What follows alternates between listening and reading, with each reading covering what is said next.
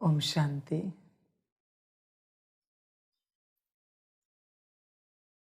मुरली का सार है, मीठे बच्चे, अपना स्वभाव बहुत ही मीठा और शांत बनाओ।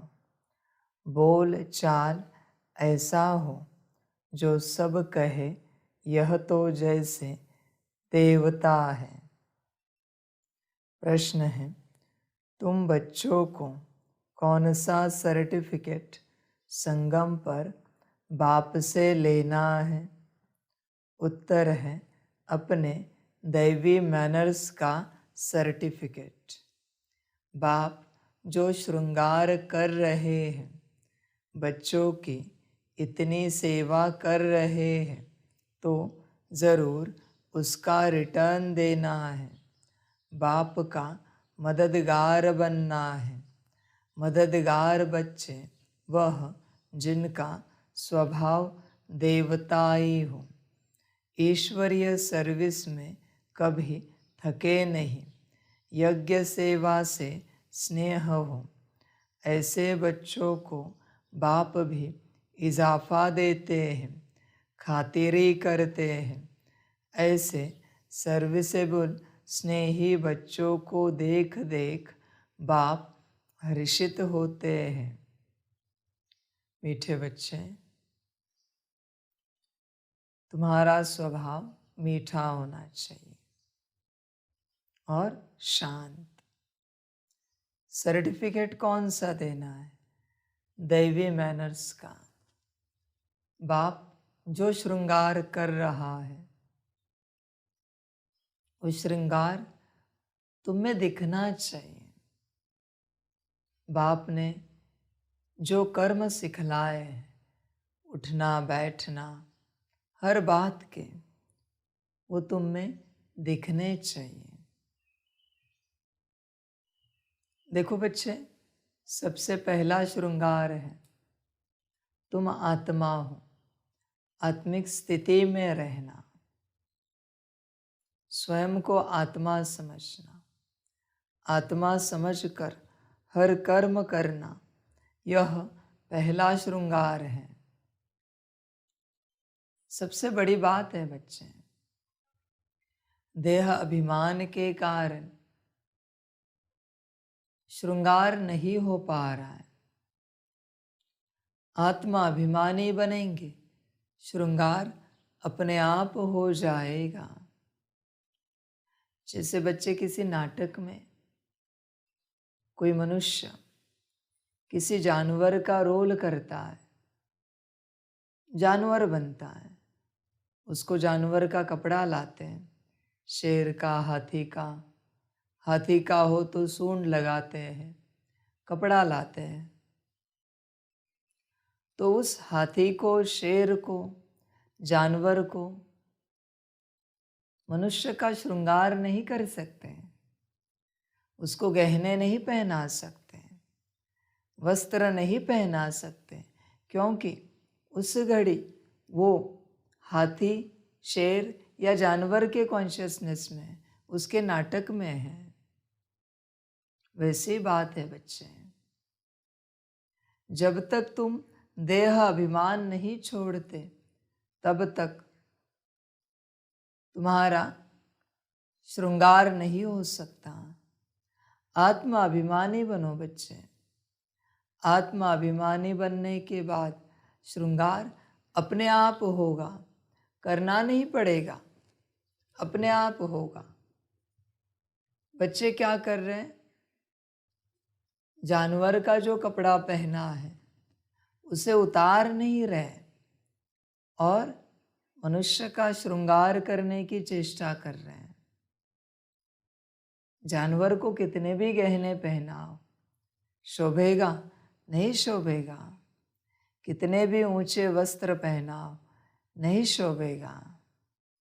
उसी प्रकार जब तक देह अभिमान के वस्त्र नहीं उतारते, तब तक दैवी मैनर्स धारण नहीं कर पाओगे। दैवी मैनर्स आत्मा धारण करती है। बच्चे, पहले आत्मा अभिमानी बनो, तुम्हें संपूर्ण निश्चय होना चाहिए कि तुम आत्मा हो, तुम आत्मा अभिमानी अवस्था में हो। बच्चे, मीठा स्वभाव किसका है? आत्मा का। शांत स्वभाव किसका है? आत्मा का। शरीर का कोई भाव स्वभाव नहीं होता बच्चे। शरीर के बस संस्कार होते हैं, वो भी जितनी बार रिपीट करोगे शरीर अपने आप उसे पक्का कर लेता है। स्वभाव तो आत्मा का होता है। तो बच्चे, बाप जो श्रृंगार कर रहा है उसे धारण करो। उसके लिए अपनी स्थिति में आओ। अपना पहला श्रृंगार है कि हम आत्मा है, पहला श्रृंगार। बाकी सब इसके बाद आते हैं। तुम उनको पहले नहीं लाओ, जो पहला है उसे पहला रखो। समझ की बात है। तो बच्चे देखो, कितनी सारी बातें हैं। विचार करो अपने से, कितनी बातें। बाप ने क्या क्या सिखाया है, क्या हमने धारण किया है? हम अपने को चेक करें। अगर श्रृंगार को धारण करेंगे तो बाप के मददगार बन पाएंगे, वरना नहीं बन पाएंगे। सबको कैसे लगना चाहिए? बोल चाल देवता जैसा। असुर जरा भी ना निकले। कभी कभी असुर निकलता है, कभी उदास होते हैं, नाराज होते हैं, असुर निकलता है। बच्चे, सब ड्रामा है ना। तो इस ड्रामा में क्या उदास होना, क्या नाराज होना? इस संगम पर बच्चे देखो, तुम अपने कर्मों पर ध्यान दो, बोल पर, दृष्टि, विचार, वृत्ति पर। ये ऐसे हो कि यहाँ ईश्वर तुमसे खुश हो जाए। संगम पर। समझ की बात है। अपने श्रृंगार से ईश्वर को खुश करना है। उसी ने दिया है श्रृंगार, पर श्रृंगार से अगर उसे खुश कर पाए तो जैसे बाबा कहते हैं, तुमने जीत लिया ईश्वर को।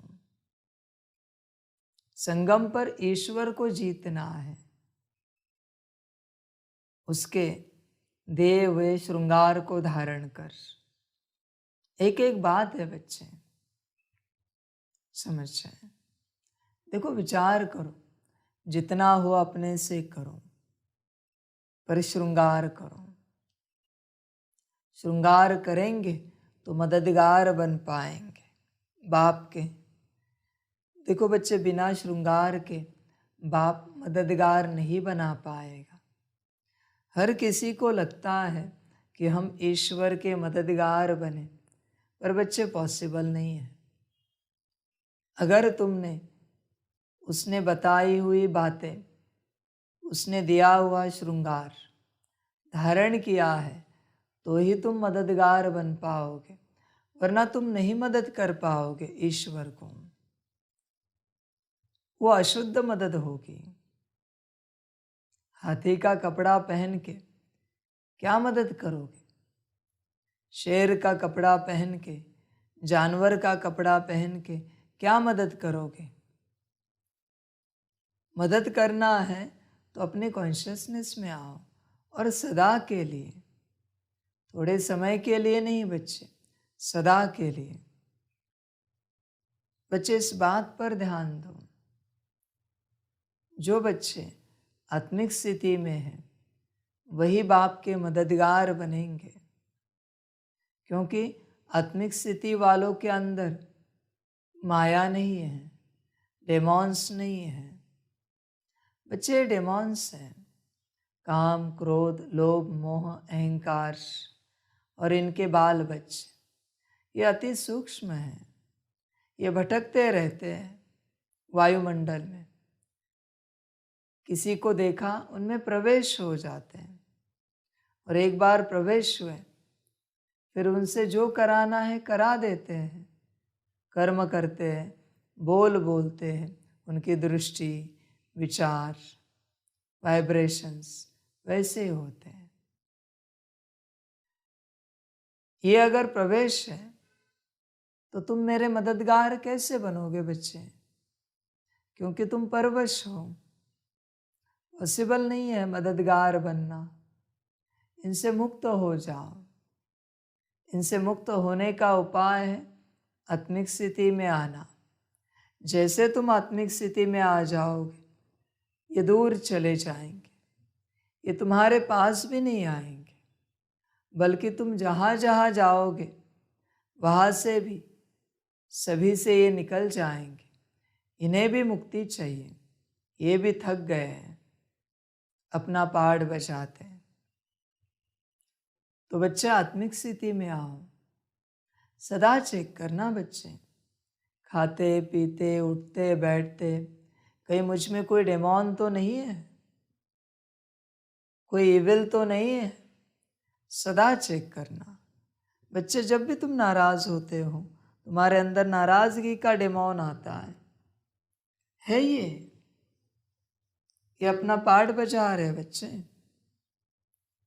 तुम्हें पता भी नहीं चलता। कभी कभी तुम्हें लगता है ये तो तुम्हारा स्वभाव और संस्कार है। नहीं बच्चे, आत्मा का ऐसा स्वभाव संस्कार नहीं है।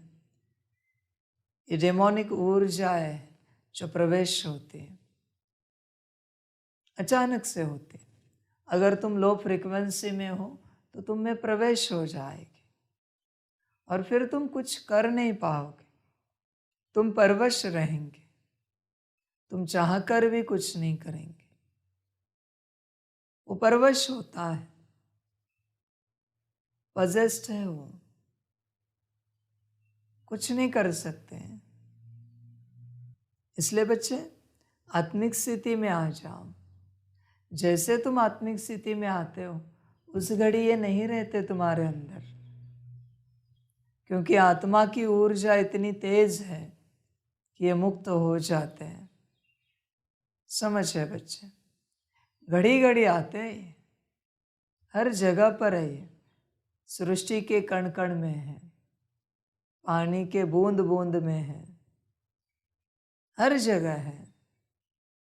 हवा में है, पानी में है, अन्न में है, हर जगह है इनकी ऊर्जा। सर्वव्यापी है ये, तुम्हारे वस्त्र में है, तुम्हारे देह में है, हर सेल में है। उपाय एक ही है बच्चे, आत्मिक स्थिति, और कोई उपाय नहीं है। एक ही वैक्सीन है आत्मिक स्थिति की, जिससे तुम्हारे अंदर जागरूक नहीं होंगे। समझ की बात है बच्चे, सदा चेक करना। जरा भी नाराजगी उदासी आई, जागरूक हुआ, अब ये क्या करेगा? विनाश करेगा, तुम्हारा भी और सबका भी। इसलिए बाबा कहते हैं सदा खुश रहो बच्चे। जब खुशी में होते हो ये नहीं रहते, जैसे खुशी चली गई ये इमर्ज हो जाते हैं तुरंत।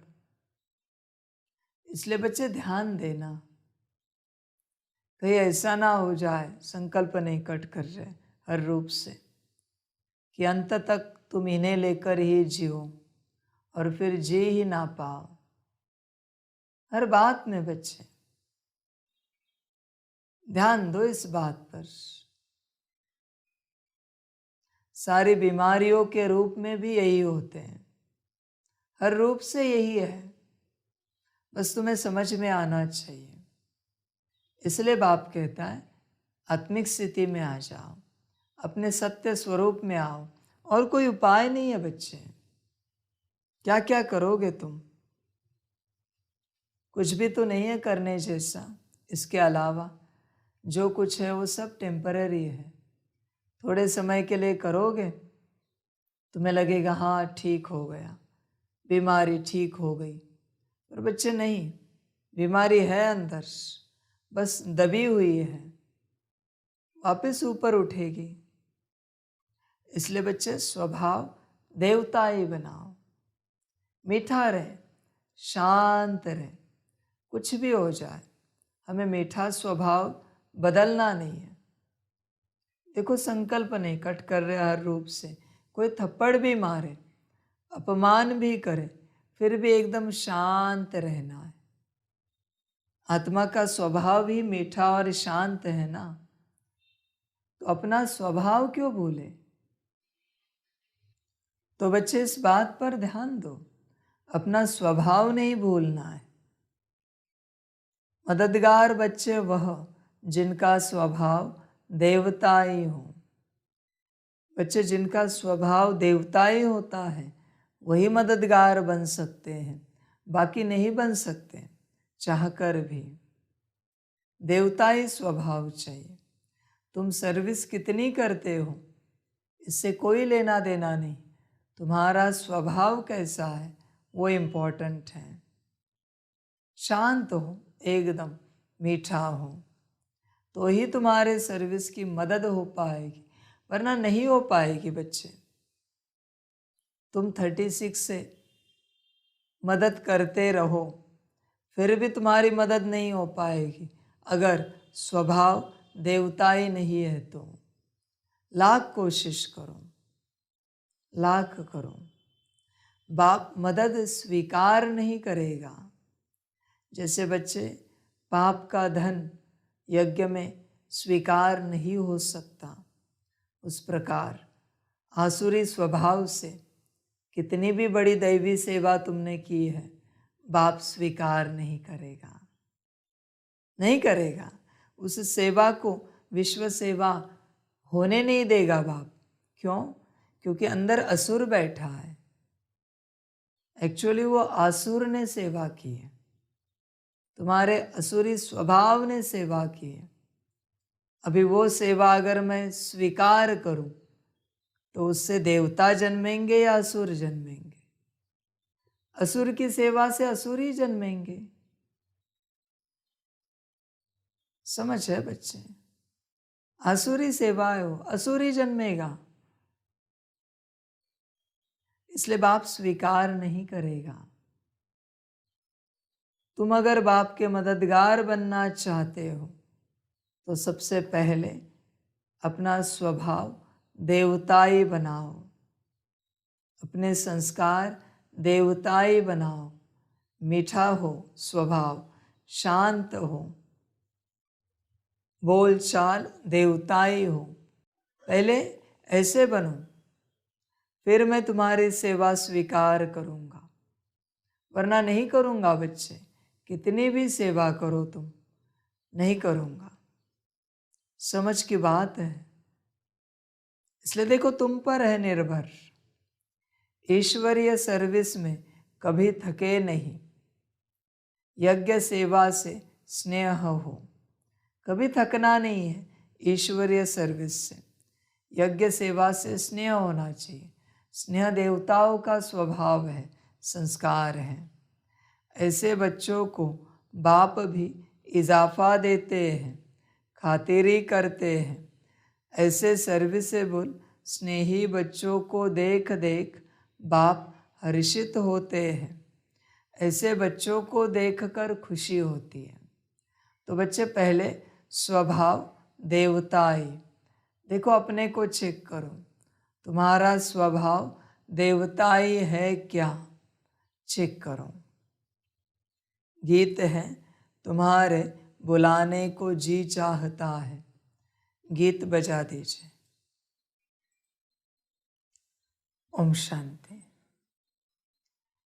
भक्तों प्रति भगवान वाच, जबकि भक्त सम्मुख है और भक्त जानते हैं कि भगवान बैठकर हमको ज्ञान के गीत सुनाते हैं व ज्ञान की डांस कराते हैं। अच्छा, इनसे फिर क्या होगा?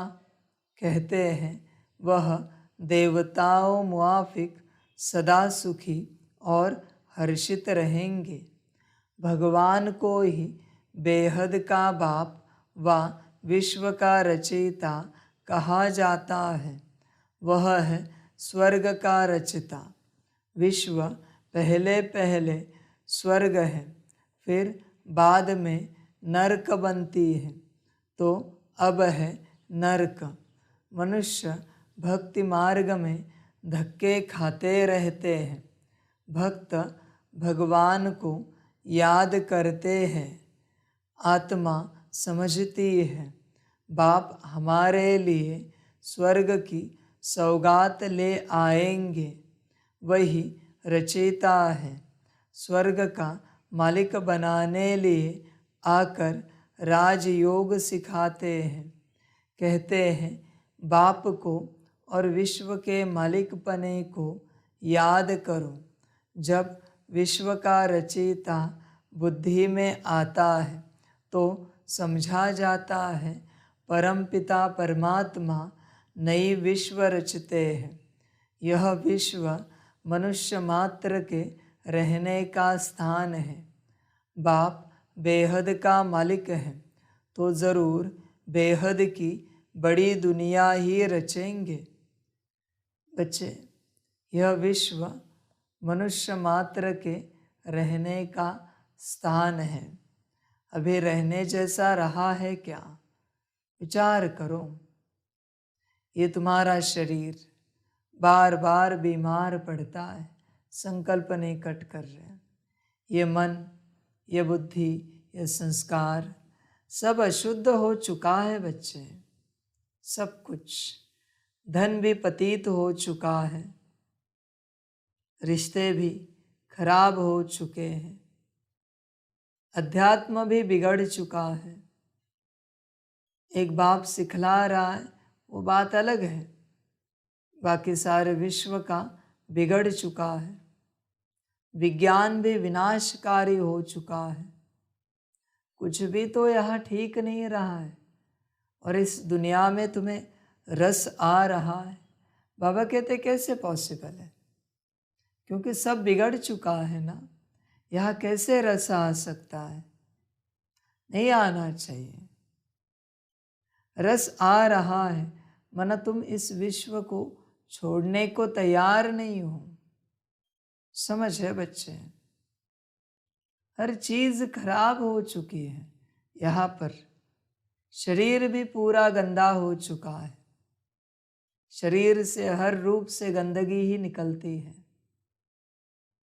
भल बाहरी रूप से, दिखावे के रूप से कितना भी रैपर सुंदर हो, बाहरी रूप से, अंदर से तो गंदा ही हो चुका है। क्या अच्छा रहा है बच्चे यहाँ पर? कुछ भी तो नहीं। सब खोखला हो चुका है, खाली हो चुका है, कोई जान नहीं बची है और उसमें तुम्हारी जान अटकी है। बच्चे विचार करो, अपने को विचार दो,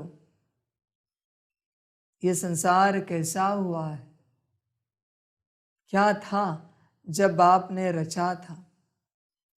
बच्चे देखो, जब तक तुम्हारा मन लगेगा इस संसार में, मैं विनाश नहीं कर पाऊंगा, क्योंकि तुम्हारा मन लगा है और तुम्हें मैं दुख नहीं देना चाहता। विनाश तभी होगा जब तुम्हारा इस संसार से मन उठेगा, लगेगा नहीं चाहिए ये संसार, तब विनाश हो जाएगा। मैं किसी को दुख नहीं देना चाहता, किसी के मन के विरुद्ध कुछ करना नहीं चाहता, तुम्हारे लिए ही अच्छा कर रहा हूं, लेकिन तुम्हें दुखी बनाकर अच्छा नहीं करना चाहता।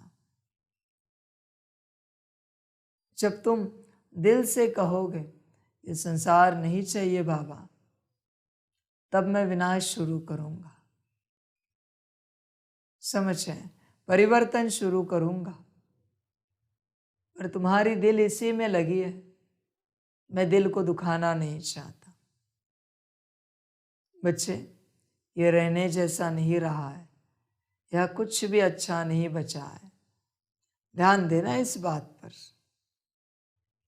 बाप बेहद का मालिक है तो ज़रूर बेहद की बड़ी दुनिया ही रचेंगे। कोई छोटा घर तो तुम्हारे लिए नहीं बनाएंगे, वह तो लौकिक बाप बनाते रहते हैं। यह तो नया विश्व बनाते हैं। तुम बच्चों के लिए विश्व घर है, अर्थात पार्ट बजाने का स्थान है। तुम जानते हो हम भारतवासी हैं तो घर के हुए ना। अब भारतवासी अपने को हद के मालिक समझते हैं, परंतु भारतवासी बेहद दुनिया के वासी थे। बाप बहुत अच्छी रीति समझाते हैं, परंतु तुम बच्चे घड़ी घड़ी भूल जाते हो, शुक्रिया भी नहीं मानते हो। बेहद का बाप आकर के बेहद का विश्व अथवा घर बनाते हैं, वह है स्वर्ग। ऐसे नहीं, बेहद का नरक रचने वाला बाप है। बाप तो आकर स्वर्ग रचते हैं और उस स्वर्ग का फिर बच्चों को मालिक बनाते हैं। गोया नई दुनिया नए विश्व का मालिक तुमको बनाते हैं। इस विश्व के मालिक लक्ष्मी नारायण भारत में थे। उस समय और कोई धर्म नहीं था, सिर्फ भारत ही था। बाप कितना अच्छी रीति समझाते हैं, परंतु बच्चों को वह नशा नहीं चढ़ता है। बच्चे हद के नशे में रहते हैं। आत्मा को नशा रहता है ना। आत्मा का शरीर बड़ा होता है तो इन ऑर्गन्स से सब वर्णन कर सकते हैं। छोटा बच्चा तो नहीं कहेगा कि मैं विश्व का मालिक हूँ व फलाना हूँ। बालिग अवस्था में आने से समझते हैं हम मालिक हैं। तुम कोई छोटे तो नहीं हो, तुम तो बड़े हो। बाप ने भी बुजुर्ग शरीर लिया है। समझते हैं बाप विश्व का रचयिता है, मालिक नहीं बनते हैं। अक्षर कहने में भी कहाँ कहाँ भूल हो जाती है। बाप है विश्व का रचयिता। कहते हैं मैं विश्व की राजाई नहीं करता हूँ, सारे सृष्टि का रचयिता मैं एक हूँ। अक्षर अक्षर रिफाइन कर समझाना पड़ता है। बच्चे इस बात को समझो, बाप मालिक नहीं बनता, कभी नहीं बनता। यही कारण है बाप इस सृष्टि में सुखी नहीं रह सकता। ये सूत्र है। बाप को कोई सुखी नहीं कर सकता। बाप सबको सुखी करने आया है। बाप को कोई नहीं कर सकता। और विश्व के सभी बच्चे मेरे हैं। बच्चे चिंता नहीं करना। तुमसे ऐसे कोई कर्म होते हैं जिससे तुम्हें लगता है तुमने बाप को दुख दिया, फिक्र नहीं करना। बाप को कोई सुख नहीं दे सकता, ध्यान में रखना। पार्टी नहीं है मेरा किसी से सुख लेने का, दे भी नहीं सकता कोई, क्योंकि मैं देने आया हूं। मेरा पार्ट है तुमसे दुख लेना और तुम्हें सुख देना। ये मेरा पार्ट है। तुम दुख ही दोगे, फिक्र नहीं करो इस बात में। वो भी तुम्हारा पार्ट है, चिंता नहीं करना। ऐसे ही चलेगा। इसलिए बच्चे मौज करो, सुखी हो जाओ। समझ की बात है। बाप विश्व की राजाई नहीं करता। राजाई करना, सुखी होना बच्चों का काम है। बच्चे सुख भोगे, मौज करें, आनंद करें। समझ की बातें, तुम चाहो ना चाहो, बाप से तुम्हें सुख ही मिलेगा और तुमसे बाप को दुख ही मिलेगा। चाहो ना चाहो, तुम्हारे हाथ में कुछ नहीं है। समझ की बात है, समझदार बच्चे समझ जाते हैं। इसलिए बच्चे, कभी ऐसी कोई बात हो तो दुखी नहीं होना, बस तुम सुखी रहना। तुमसे मुझे दुख मिलता है, इसलिए मैं कभी दुखी नहीं होता। तुम दुखी हो, इसलिए मैं दुखी होता हूं। मेरा पार्ट ही है दुख लेना और सामने वाले को सुखी करना। मैं तुम्हें दुखी नहीं देख सकता, ये मेरी समस्या है, ये मेरी आपत्ति है। मैं तुम्हें उदास नहीं देख सकता, मैं तुम्हें परेशान नहीं देख सकता, ये मेरी समस्या है। तो बच्चे बस राजाई भोगो, सुखी हो जाओ, सदा सुखी रहो, मौज में रहो, खुशियां मनाओ, आनंद मनाओ, सदा के लिए मौज मनाओ। ऐसे चलो, बाप बैठा है, फिक्र नहीं करो। अपने दुख बाप को देना और बाप से सदा सुख लेना। समझ है, ऐसी बात है बच्चे। बाप ऐसे ही चलता है, बाप का पार्ट ही ऐसे है। समझ है बच्चे, कितना भी दुख दे, बाप सुख देने की ही चेष्टा करेगा बच्चों को, हर रूप से। अभी बच्चे लेते नहीं, उसको बाप कुछ नहीं कर सकता। वो बच्चों के ऊपर निर्भर है लेना। समझ है, सुख तो दे रहा है बाप, हर रूप से दे रहा है, लेना तुम पर है। दुनिया में आज बहुत दुख है बच्चे। किसी की टांग टूटी है, दर्द में परेशान है।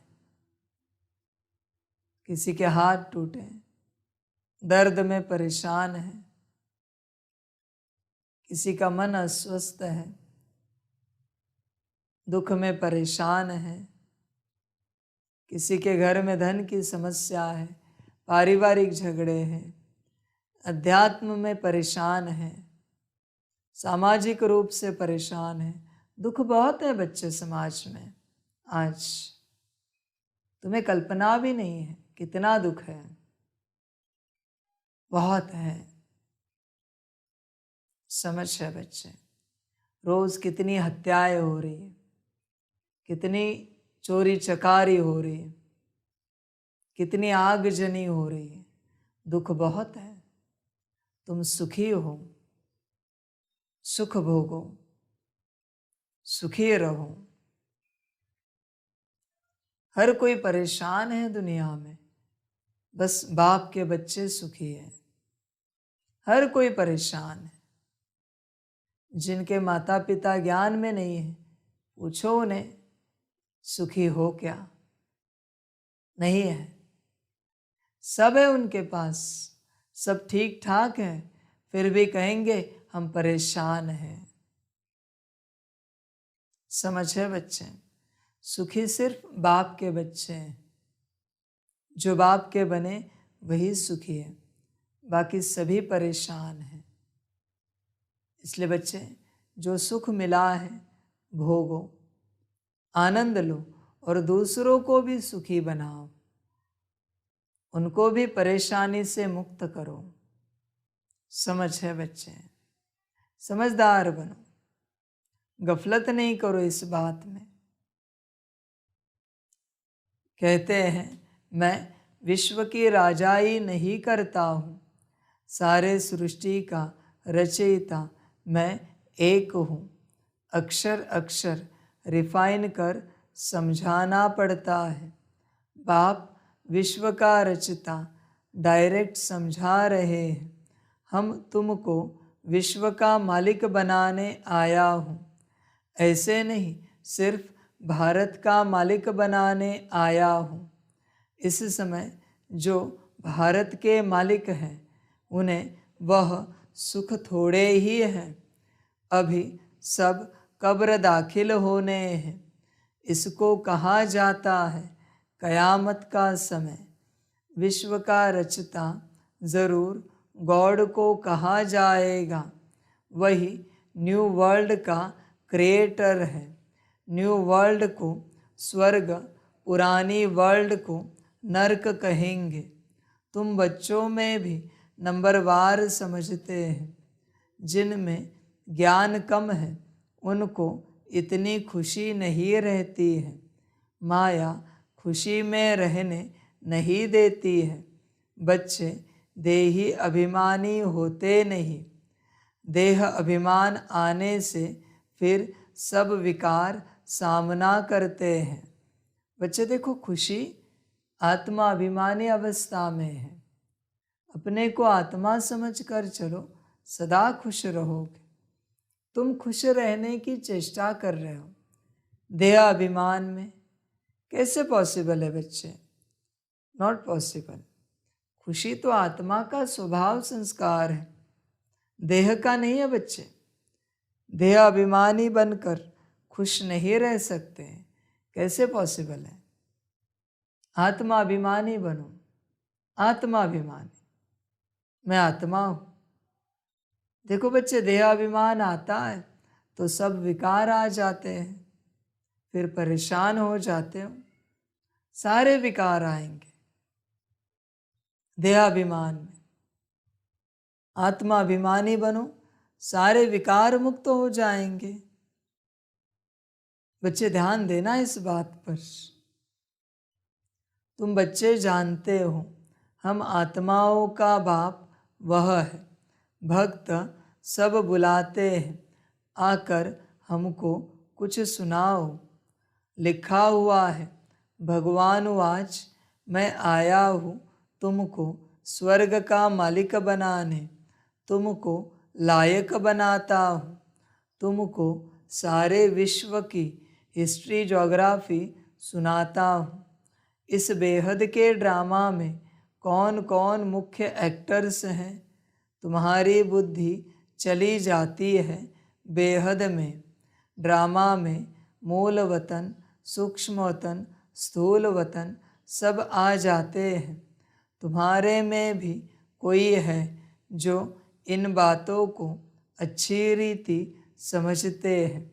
कोई को धारणा नहीं होती है, क्योंकि अनेक जन्मों से अजामिल है, वह संस्कार है। ऐसे गर्म तवे हैं जो बिल्कुल धारणा नहीं होती है, उनका भी उद्धार होता है। कम से कम स्वर्ग में तो जाते हैं, दास दासी बनते हैं, प्रजा में जाते हैं। उद्धार का मतलब है स्वर्ग में तो ले जाते हैं ना। बाकी पद तो पुरुषार्थ अनुसार ही मिलता है। यदि धारणा नहीं करते हैं तो स्वर्ग में तो जाएंगे, परंतु दास दासी का पद मिलेगा। बच्चों को कितना भी समझाते हैं, परंतु जैसे गर्म तवे पर पानी। बच्चे चेक करो अपने को। बाप जो कहता है तुम धारण करते हो क्या या नहीं करते हो? गरम तवे पर पानी डाला, क्या होगा? उड़ जाएगा। वैसे बाप कितना भी ज्ञान सुनाए, अंदर नहीं जाएगा, धारणा में नहीं आएगा। गरम तवा है ना, सब उड़ जाएगा। जब मुरली में बैठे हाजी हाजी करेंगे, वाह वाह करेंगे, मुरली समाप्त, ज्ञान समाप्त। ऐसी स्थिति है, ऐसी अवस्था हो जाती है। बच्चे तुम चिंतन नहीं करते। जब तक तुम चिंतन नहीं करते कैसे पता चलेगा पानी ठहरा है या उड़ गया? चिंतन किया मन पानी ठहरा है। चिंतन करोगे तो धारणा होगी, वरना नहीं होगी। बच्चे ये धारणा अपने आप नहीं होती। बच्चे एक निवाला खाते भी तुम चिंतन करते हो, किस सब्जी के साथ कौन सा निवाला खाना है, सेकंड का चिंतन होता है। तब तुम उस सब्जी के साथ निवाला उठाते हो, दाल के साथ निवाला उठाते हो। बिना चिंतन के तुम कुछ नहीं करते। यहाँ पर चाय पीनी है तो भी फूंक मार रहे हो, वो चिंतन है। गर्म है चाय इसलिए फूंक मारते हो और फिर चाय पीते हो। सभी बातों में तुम चिंतन करते हो और चिंतन करके कर्म करते हो। यहाँ क्यों नहीं करते हो? कोई भी कर्म करने से पहले एक सेकंड चिंतन करो, ये कर्म श्रीमत अनुसार है, ये मेरा उठना बैठना श्रीमत अनुसार है। चिंतन करो, एक सेकंड के लिए करो। ये खाना पीना चिंतन करो, श्रीमत अनुसार है। ये जागना सोना चिंतन करो, श्रीमत अनुसार है। ये मेरा चलना बैठना श्रीमत अनुसार है। हर बात के लिए चिंतन करो, श्रीमत अनुसार है क्या? उत्तर मिल जाएगा बच्चे, और श्रीमत अनुसार हो भी जाएगा, क्योंकि ज्ञान है अंदर, ज्ञान है। निवाले में कंकड़ पत्थर आएगा, तुम ऐसे निवाला नहीं खाओगे कितनी भी भूख लगे। कंकड़ पत्थर को निकालोगे बच्चे, तुम संकल्प नहीं कट कर रहे कंकड़ पत्थर के लिए। समझ की बात है बच्चे, तुम चिंतन करो। जो बच्चा चिंतन करता है उसके कर्म अपने आप बाप समान हो जाते हैं। चिंतन करना है एक सेकंड पहले। संसार की हर बात में तुम चिंतन करते हो, बस यहाँ नहीं करते हो। चिंतन करो। बच्चों को कितना भी समझाते हैं, परंतु जैसे गर्म तवे पर पानी, तो समझा जाता है उस वासना यानी संस्कार वाले हैं। सन्यासी भी वासना यानी संस्कार ले जाते हैं ना। जन्म लेंगे फिर सन्यास करने का ख्याल होगा। यह बातें भी यहाँ समझाई जाती हैं। सतयुग में तो विकार की बात ही नहीं, वह जन्म जन्मांतर निर्विकारी पने का संस्कार रहता है, माया ही नहीं है। यहाँ तो बच्चों को सुधारने की बहुत कोशिश करते हैं। कोई तो बिल्कुल ही मैले कपड़े हैं, थोड़ी सी सोटी लगाई जाती है तो एकदम फट पड़ते हैं। धोबी भी कपड़े की संभाल करते हैं। बच्चे देखो, विचार करो, ज्ञान की बाप सोटी लगाता है, मना सद्गुरु स्वरूप में, महाकाल स्वरूप में ज्ञान देता है। कहीं नाराज तो नहीं होते बाप पर? फट पड़ना मना क्या है? नाराज होना बच्चे।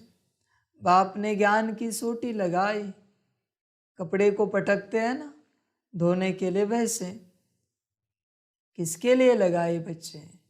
अंदर के अवगुणों के लिए लगाई। तुमसे तो बाप का बेहद प्यार है, आत्मा को सोटी कैसे लगा सकता है बाप? विकारों को निकाल रहा है, मैल को निकाल रहा है बच्चे। पर तुम कभी नाराज हो जाते हो तो बाप कपड़े को बाजू रख देता है। बाप दुखी नहीं बनाना चाहता, किसी को दुखी नहीं करना चाहता। समझ है? जो पेशेंट इंजेक्शन के लिए ऊपर नीचे करे, मना लगाने ही ना दे, क्या डॉक्टर इंजेक्शन लगाएगा? नहीं, कहेगा ये टैबलेट ले लो और खाते रहो, थोड़ा समय जाएगा पर ठीक हो जाओगे। इंजेक्शन लगाते तो आज ही ठीक हो जाते, पर अभी तुमसे सहन नहीं होता तो क्या करूं मैं? ये टैबलेट लो, मैं डॉक्टर हूँ, पेशेंट को ऐसे नहीं छोड़ सकता, कोई ना कोई उपाय देना पड़ेगा। अच्छा नहीं कि मैं ऐसे ही तुम्हें जाने दूँ। ठीक है, ये टैबलेट खा लो। समय लगता है, पर वही इंजेक्शन लगाए तो तुरंत ठीक होगा। समझ की बात है। कोई कोई कपड़े होते हैं, हाथ से कितना धोगे, पटकना पड़ता ही है जोर जोर से। कोई बड़ी चद्दर होती है, ब्लैंकेट होता है, जैसे कपड़ा वरना कमीज धोते हैं, वैसे नहीं धो सकते उसे पटकना ही पड़ता है, तब वो साफ निकलते हैं। उस प्रकार की बात है बच्चे। ऐसे नहीं बनो कि बाप थोड़ी सी सोटी लगाए और तुम नाराज हो जाओ, फट जाओ। ऐसे नहीं बनो, सोटी तो लगेगी ही, वरना कपड़ा कैसे साफ होगा बच्चे? अपने आप तो नहीं होगा। और फिर अंत तक नहीं हो पाया तो धर्मराज करेगा, वो फिर डंडा मारेगा। वरना उपाय और कुछ नहीं बच्चे। सोटी लगेगी या डंडा लगेगा, मर्जी तुम्हारी है बच्चे। मैला कपड़ा धोना है, धर्मराज जब डंडा लगाता है तो दुख बहुत होता है, बहुत दुख होता है।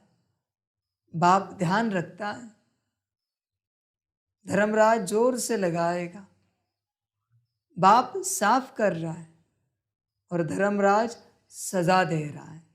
अंतर है, अंतर है दोनों में। इसलिए बच्चे कभी नाराज नहीं होना। बाप ने अगर महाकाल स्वरूप में ज्ञान दिया, सदगुरु स्वरूप में तीखे वचन कहे, नाराज नहीं होना बच्चे।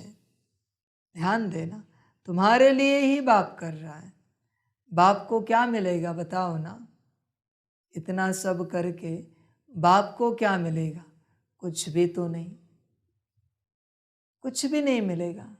पर तुम नाराज हो जाते हो, उदास हो जाते हो। फिर बाप को लगता है जाने दो, ये बच्चा जो है जैसा है ठीक है, वो जाने और धर्मराज जाने। पर बच्चे इतना पक्का है हाँ कि तुमसे विश्व सेवा नहीं होगी। जो बच्चे बाप के ज्ञान की सोटी पर नाराज हो जाते हैं, उनसे सेवा कैसे लूँ मैं बच्चे? कैसे लूँ बताओ ना? सेवा नहीं हो पाएगी तुमसे। कितने भी संकल्प उठाओ, कितना भी योग करो, मुरलिया पढ़ो, तुमसे सेवा नहीं हो पाएगी। मैं स्वीकार नहीं कर पाऊंगा, क्योंकि अंदर अशुद्धि है, वो तुमने निकालने नहीं दी मुझे। समझ है? किसी को बच्चे बहुत बड़ी बीमारी हुई है शरीर पर, सारे शरीर पर, क्या तुम उससे सेवा लेना स्वीकार करोगे? क्या उससे अन्न लोगे, वस्त्र लोगे, पानी लोगे, कोई सेवा लोगे? नहीं लोगे ना। उसी प्रकार तुम्हारे अंदर अगर कोई बीमारी है तो तुमसे मैं विश्व सेवा कैसे कराऊंगा? क्योंकि तुम्हारी बीमारी उनको लग जाएगी। अगर मैंने बीमारी के साथ सेवा कराई तो सेवा तो हुई, उससे तुमने अन्न तो लिया, लेकिन बीमारी भी आई। समझ है बच्चे? तुम अगर चाहते हो कि बाप तुमसे विश्व सेवा कराए तो पहले साफ हो जाओ, स्वच्छ हो जाओ, फटना नहीं। समझ है बच्चे? समझदार बनो, ध्यान दो इस बात पर। नाराज नहीं होना कभी बाप पर और बाप के वचनों पर। कितना समय आता है बाप, थोड़े समय के लिए आता है, वो भी तुम्हारे लिए। उसमें भी क्या नाराज होना, इतना बड़ा कल्प, उसमें से इतने से समय के लिए बाप आता है और आखिरी समय में प्रत्यक्ष रूप से आता है। 24 घंटा पाठ बजाता है आखिरी समय में। अव्यक्त वाणी में भी मैंने वचन कहे हैं कि अंत में मैं पूरे समय रहूँगा, फुल टाइम रहूँगा। इतने से समय के लिए मैं हूँ फुल टाइम, उसमें भी क्या नाराज होना बच्चे। कितने समय का मेहमान हूँ मैं, थोड़े से समय का, वो भी तुम्हारे लिए हूँ। मैं मेरे लिए नहीं आया हूँ इस सृष्टि पर। हाँ, मैं मेरे लिए आया हूँ और फिर मैं नाज नखरे करूँ, तुम्हें डांट लगाओ, चिल्लाओ और फिर तुम नाराज हो जाओ तो जायज़ है बच्चे। मैं तुम्हारे लिए आया हूँ, तुम्हें राज्य भाग्य देने के लिए, तुम्हारे अवगुण निकालने के लिए। क्योंकि बच्चे मुझे पता है, धर्मराज जब सजा देता है रूह भी कांप जाती है, आत्मा ऐसी कांपती है, कहती कि मुझे नहीं जाना है ड्रामा में, मुझे नहीं पाठ बजाना है। आत्मा भी कांप जाती है। बहुत खतरनाक सजा है वो। इसलिए बच्चे, मेरा यही शुभ संकल्प है कि बच्चे सजा से बचे, सजा से बचे, यही शुभ संकल्प है। इसलिए यहाँ शायद कभी कभी मेरे वचन तीखे लगते होंगे, हर्जा नहीं बच्चे, पर उससे ठीक होगा सब। कोई कोई दवाई कड़वी होती है, बहुत कड़वी होती है, पर बच्चे खाना तो चाहिए। नहीं खाएंगे और बीमारी अगर बड़ी लगी तो मर जाएंगे, कहीं के नहीं रहेंगे, वो भी तड़पते तड़पते मर जाएंगे। इसलिए बच्चे नाराज नहीं होना कभी। बाप कभी कुछ ऐसे वचन कहे तो, बाप एक वचन कहता है पर तुम्हारे तीनों कालों को शुद्ध करता है, भूत, वर्तमान और भविष्य। नाराज नहीं होना, ध्यान देना इस बात पर। कोई तो बिल्कुल ही मैले कपड़े हैं, थोड़ी सी सोटी लगाई जाती है तो एकदम फट पड़ते हैं। धोबी भी कपड़े की संभाल करते हैं, परंतु कोई सड़ा हुआ कपड़ा होता है तो फट पड़ता है, फिर आश्चर्यवत भागंती हो जाते हैं। बाप कितनी मेहनत करते हैं, राजयोग सिखला रहे हैं। वही रहमदिल है जो सब पर रहम करते हैं। बाबा रहमदिल है, माया बेरहम है। माया ने सत्यानाश कर दी है, इसलिए कहते हैं मैं कल्प कल्प कल्प के संगम युगे आता हूँ। बाप है पतित पावन, पतितों को ही वापिस ले जाने आना पड़ता है।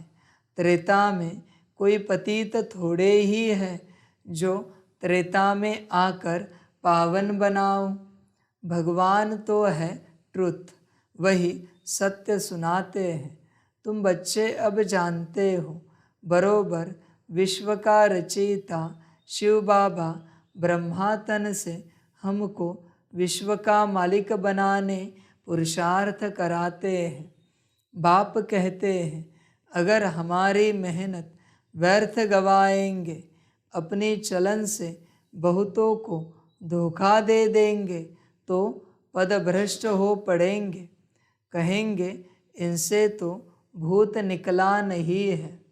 बच्चों की चलन ऐसी होनी चाहिए जो सब समझे यह तो जैसे देवता है। देवता है, नामी ग्रामी है। कहते हैं इनका स्वभाव एकदम देवताई है, तो बाकी का अंडरस्टूड आसुरी हुआ ना। कई बच्चे बड़े फर्स्ट क्लास देवताई गुणवान है, बिल्कुल मीठे शांत स्वभाव के हैं। तो ऐसे बच्चों को बाप देख खुश होते हैं।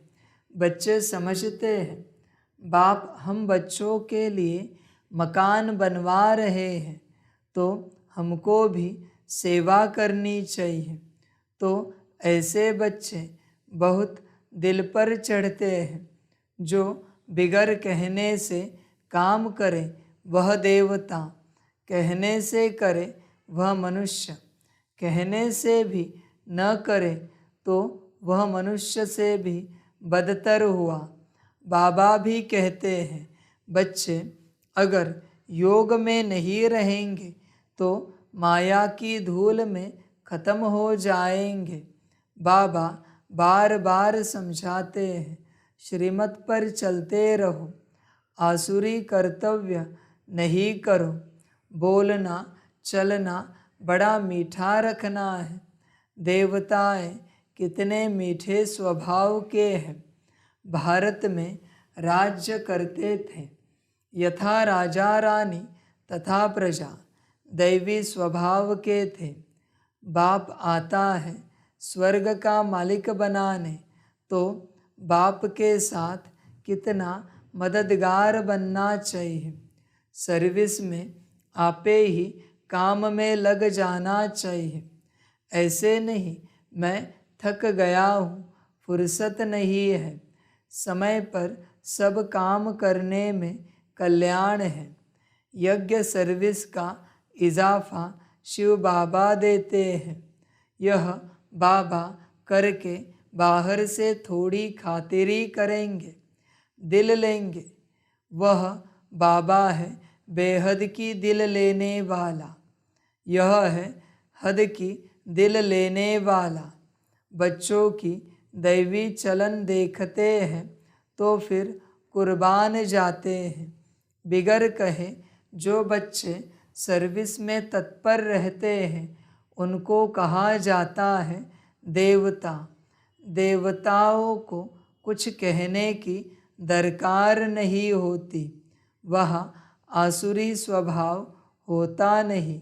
यहाँ कई बच्चे माता पिता की मत पर नहीं चलते हैं तो अपना ही नुकसान करते हैं। बाप कहते हैं मैं परम धाम से आता हूँ बच्चों की सेवा में, मेरी मत पर नहीं चल कितने को दुख देते हैं। कल्प पहले भी ऐसे हुआ था, अमृत पीते पीते फिर पतित बन पड़ते हैं। एक कहानी भी है, लक्ष्मी ने अमृत पिलाया तो भी असुर बन गए।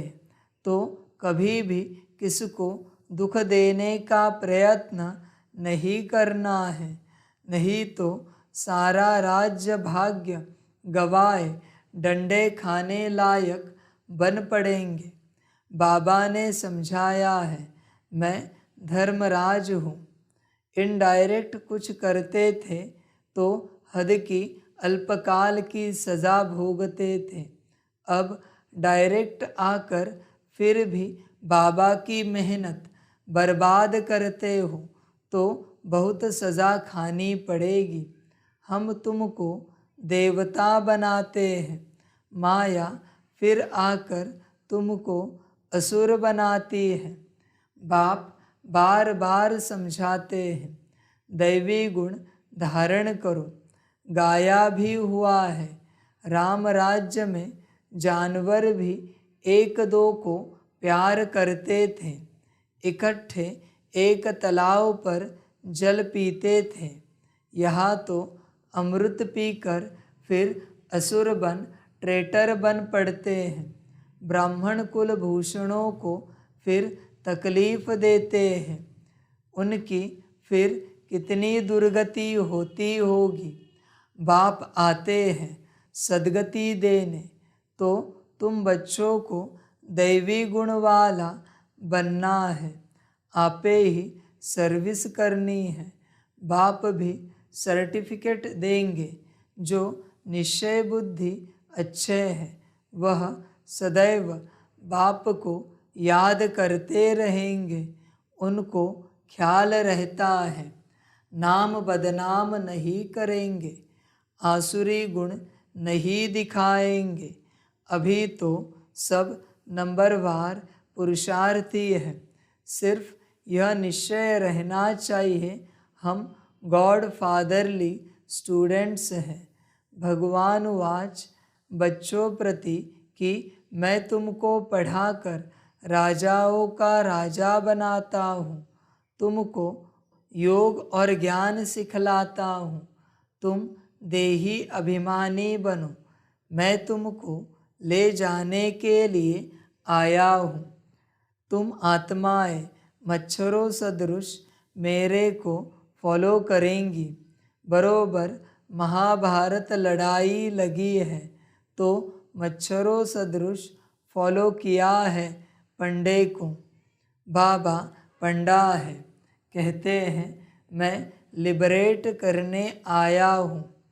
तुम माया के फंदे में बड़े दुखी हो, एक तो गर्भ जेल में जाते हो, दूसरा फिर उस जेल में जाना भी मनुष्यों के लिए बड़ा सहज हो गया है।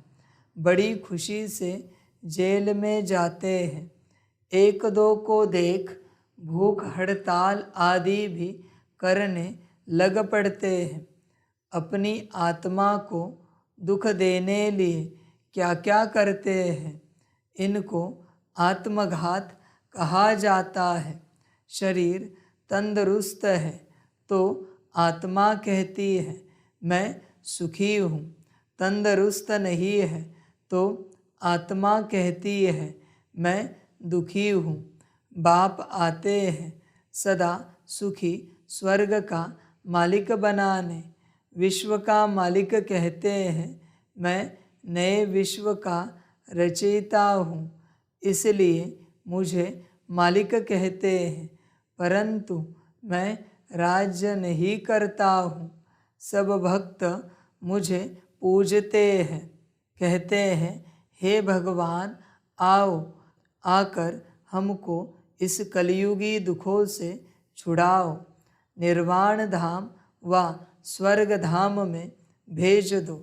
बाप पहले सुख धाम में भेज देते हैं, फिर माया दुख धाम बनाती है, ऐसे यह चक्र फिरता है। बाप कहते हैं बच्चे अब गफलत छोड़ो, माया बहुत अकर्तव्य कार्य कराती है जिससे पदभ्रष्ट हो पड़ेगा।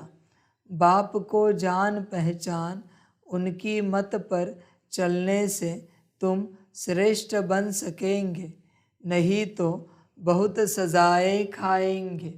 जैसे ईश्वर की महिमा अपरम अपार है, वैसे सजा खाने की दुर्दशा भी अपरम अपार है। कयामत का समय है, बाबा सबका हिसाब किताब चुकतू कराते हैं। सजाए खाने वाले इस माला में नहीं आएंगे। बाप कहते हैं सिर्फ इतना याद करो, विश्व का रचयिता नॉलेजफुल गॉड फादर हमको पढ़ाते हैं, वह ज़रूर विश्व के मालिकपने का वर्षा देंगे। इतना याद रखें तो भी हंसते खेलते रहेंगे। अच्छा, मीठे मीठे सिकिलधे बच्चों प्रति माता पिता बाप दादा का याद प्यार और गुड मॉर्निंग। रूहानी बाप की रूहानी बच्चों को नमस्ते। रूहानी बच्चों की रूहानी माता पिता बाप दादा को पदम गुणा पदम लिपि पदम पदम पदम गुणा याद प्यार गुड मॉर्निंग और नमस्ते नमस्ते नमस्ते। अच्छा, ओम शांति। धारणा के लिए मुख्य सार है। 1 नंबर, अपना बोल चाल बहुत मीठा रखना है, कोई आसुरी कर्तव्य नहीं करना है। दैवी मैनर्स धारण करने हैं। 2 नंबर, बाप की सर्विस में बिगर कहे मददगार बनना है। बाप की मेहनत का रिटर्न अवश्य देना है, गफलत नहीं करनी है। वरदान है बुद्धि रूपी विमान द्वारा सेकंड में तीनों लोकों का सैर करने वाले सहज योगी भव। बाप दादा बच्चों को निमंत्रण देते हैं कि बच्चे संकल्प का स्विच ऑन करो और वतन में पहुंचकर सूर्य की किरणें लो, चंद्रमा की चांदनी भी लो, पिकनिक भी करो और खेल कूद भी करो। इसके लिए सिर्फ बुद्धि रूपी विमान में डबल रिफाइन पेट्रोल की आवश्यकता है। डबल रिफाइन अर्थात एक निराकारी निश्चय का नशा कि मैं आत्मा हूँ, बाप का बच्चा हूँ। दूसरा साकार रूप में सर्व संबंधों का नशा। यह नशा और खुशी सहज योगी भी बना देगी और तीनों लोकों का सैर भी करते रहेंगे। स्लोगन है, श्रेष्ठ कर्म का ज्ञान ही श्रेष्ठ भाग्य की लकीर खींचने का कलम है। बच्चे श्रेष्ठ कर्म करो, सारे कर्म श्रेष्ठ हो, यही ज्ञान है, इसी से भाग्य बनता है। कर्मों पर ध्यान दो। बहुत बच्चे ज्ञान पर अटेंशन देते हैं, कर्मों पर ध्यान नहीं देते हैं। कर्मों पर ध्यान दो, तुमसे सुख देने वाले कर्म हो, भाग्य बनेगा। अच्छा, ओम शांति। सभी बच्चों के लिए माता पिता, बाप दादा और शिव बाप की तरफ से टोली स्वीकार हो। टोली खाओ और अपने कर्म श्रेष्ठ करो और अपना भाग्य बनाओ। किसके लिए? विश्व कल्याण के लिए। अच्छे कर्मों का भाग्य जमा होना चाहिए, तो बच्चे तुमसे विश्व कल्याण होगा।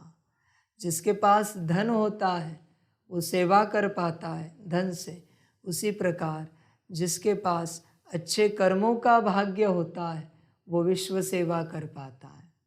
जमा करो। अच्छा, ओम शांति।